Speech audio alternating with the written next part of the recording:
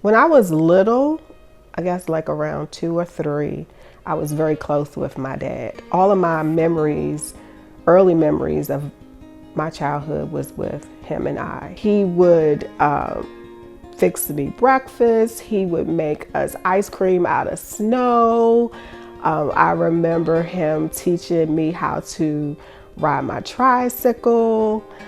We had a really good relationship. And actually, he is the one that named me. My name is Mica. He named me after the mineral mica, which is a bright and shiny rock.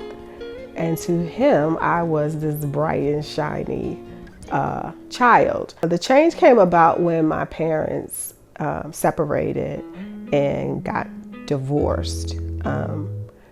My dad moved out of the home, and me and my little sister stayed with my mom. And it wasn't until he remarried that the change took a drastic turn. Like, we didn't really get to see him as much anymore. What he told my mom was that we would figure it out as kids and we would be okay. He was wanting to move on with his life, with his new wife and his family. And from then on out, it was just silence. Christmas, birthdays, Father's Day, nothing. I felt abandoned. He had this new family and we were left behind.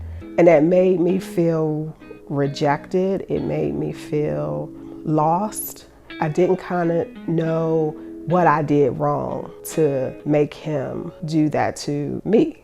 And so it made me hard. It made me resentful. It made me not care. It made me say, you know what?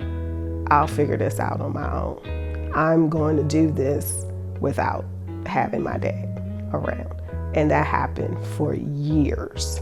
It wasn't until we started attending Victory, Pastor Tyrone would give this speech every Father's Day and says, call your dad.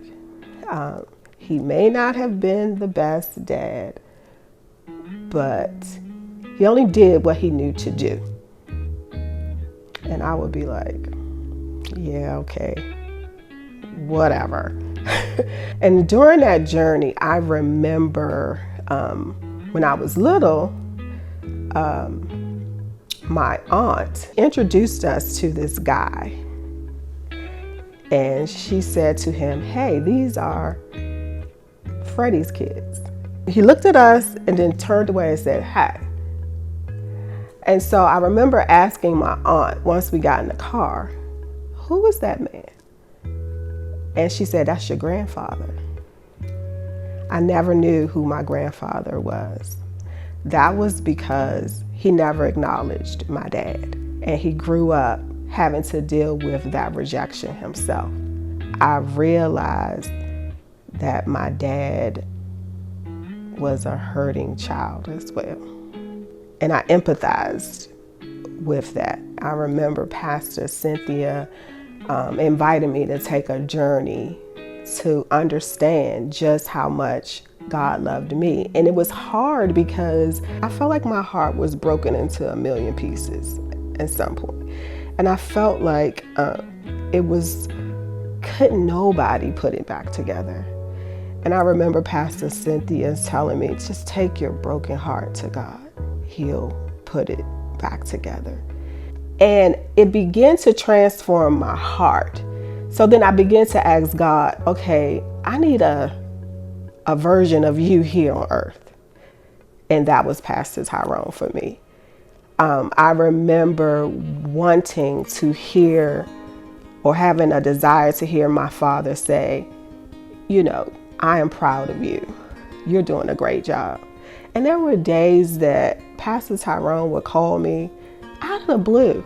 He would call me and he would say, Mica, I'm so proud of you. You're doing such a good job.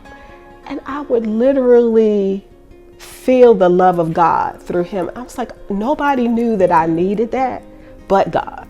And then there was this man that was just filling in for my biological father in my eyes, that was telling me the things that I wanted my natural father to hear. So God healed my heart, even though it didn't come from my biological father at the time. I was still knew that I was loved, that someone was proud of me, someone accepted me, someone felt like I was worthy to be called their daughter. And I was going on this journey of forgiveness, and I knew I needed to forgive my dad. Spiritually, I knew what I needed to do to repair the relationship, and I put the responsibility on me.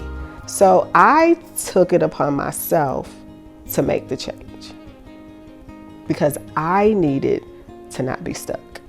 So I would buy my father a Father's Day card, but I wouldn't give it to him, right? Or I would call him on Father's Day, but it would be at 9:00 at night, or, something like that.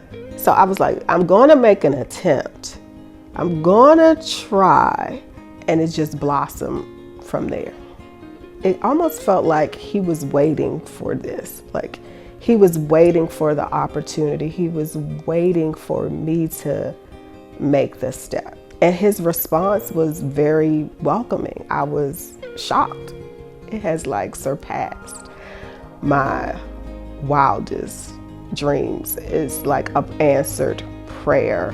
My dad and I, we talk very often.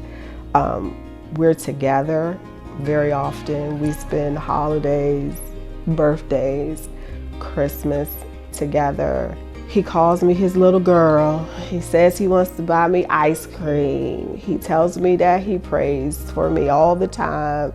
He even said, I'm so proud of you. You're doing such a great job. And I was like, oh, Daddy.